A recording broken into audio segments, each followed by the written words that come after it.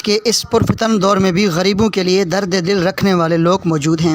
فلاحی تنظیم کوپ کی جانب سے کوٹ مٹھن بستی میانی ملاحان میں 300 مستحق خاندانوں میں تھرتھراتی سردی سے بچنے کے لیے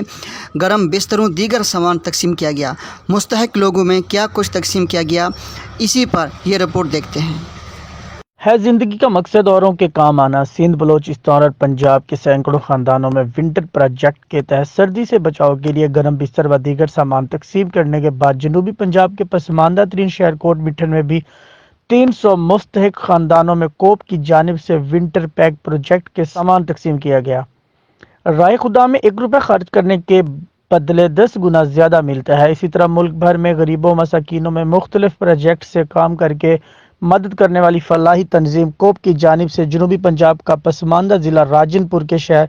کوٹ مٹھن بستی میانی ملاحان میں غریب نادار بیوگان اور غریب مرد حضرات میں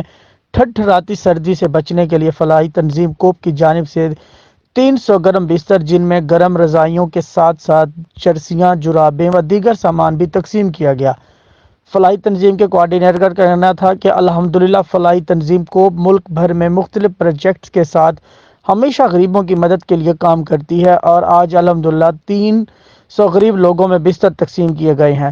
جبکہ گرم بستر و دیگر سامان لینے والوں کا کہنا تھا کہ فلاحی تنظیم کے تمام ڈونرز کے بھی مشکور ہیں جنہوں نے ہم غریبوں کے لیے سردی سے بچنے کے لیے گرم بستروں کا بندوبست کیا۔